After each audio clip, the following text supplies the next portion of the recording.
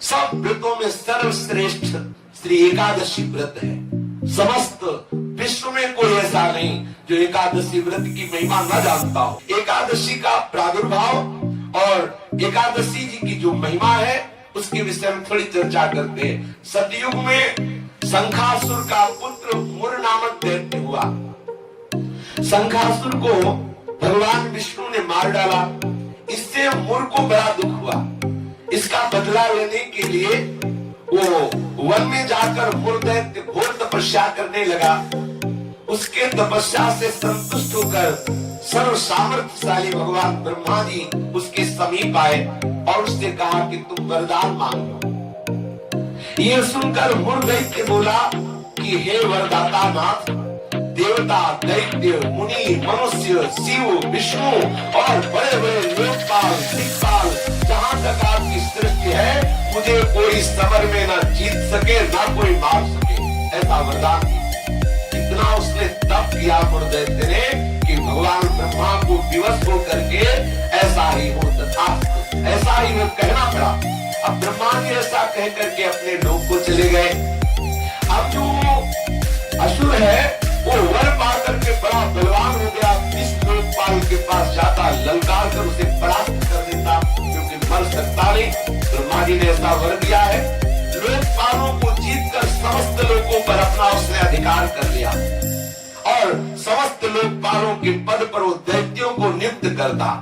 दैत्य सदैव विपरीत भावना वाले समस्त ब्राह्मणों को, भक्तों को, गाय को, ऐसे सब संतों को सताना, मारना, काटना, महान अत्याचार मुर दैत्य के द्वारा फैल गया। दुखी होकर के समस्त देवता भगवान शंकर जी के पास गए। भगवान शंकर जी सबको आश्वासन दिए क्योंकि वो कल्याण स्वरूप है। जब जब कोई भारी विपत्ति पड़ती है तो समस्त देवता महादेव जी के पास जाते हैं, फिर महादेव जी उपाय बताते हैं। जैसे समुद्र मंथन के समय हलाहल विष निकला तो किसी भी देवता की ताकत नहीं कि चख सके। महादेव जी के पास गए और प्रार्थना की तो आज भी भगवान शिव को नीलकंठ कहा जाता है, उसे धारण करते हैं। यद्यपि इनकी सेवा है सृष्टि का संहार करना, पर सृष्टि की रक्षा जहाँ कोई नहीं कर पाता वहां ये करने के लिए बुलाए जाते। हलाहल विष पीने के लिए किसे बुलाया गया? इन्हीं को तो बुलाया गया। सब देवताओं ने भगवान शंकर से कहा हमारी रक्षा करो। भगवान शंकर ने आश्वासन दिया और स्वयं देवताओं ने अपने पार्षदों के सहित युद्ध के लिए ललकारा। मुर दैत्य ने बहुत भयंकर युद्ध किया, लेकिन युद्ध में विजय मुर दैत्य की हुई क्योंकि आशीर्वाद है भगवान ब्रह्मा जी का। अब देवताओं ने देखा दैत्यों की तो प्रबल सेना बढ़ती चली आ रही है।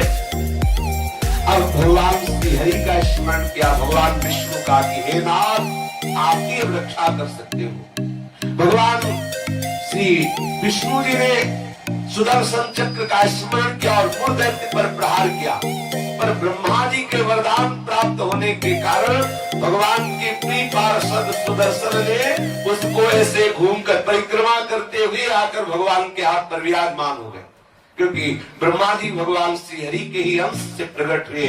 वरदान की मर्यादा रखने के लिए सुदर्शन चक्र जी समीप से जाकर वापस आ गए, लेकिन मुर दैत्य को मारा नहीं। अब तो हाहाकार मच गया कि अब ये प्रलयंकारी दैत्य जब भगवान शिव के वश में नहीं हुआ, बड़े बड़े लोकपालों को अपने अधीन कर लिया और भगवान विष्णु का सुदर्शन चक्र भी वापस हो गया, अब क्या होगा? सब देवता भगवान विष्णु से प्रार्थना करने लगे।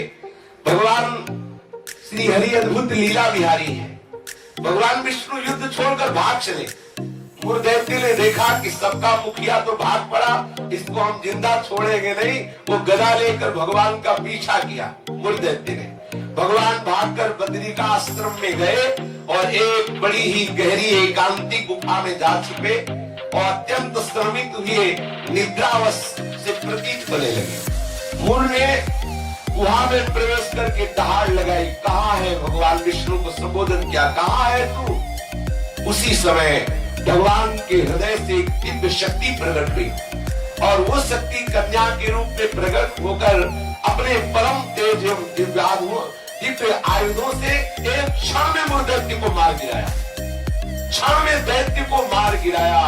भगवान विष्णु के हृदय से एक दिव्य शक्ति प्रकट हुई, जिसने कन्या रूप धारण किया और अपने दिव्य शक्ति से उस मूर दैत्य को क्षण मात्र में सेना से नाश कर दिया। उसी समय देवताओं ने पुष्पों की वर्षा की और उस देवी की स्तुति की। स्तुति सुनकर श्री भगवान जग गए।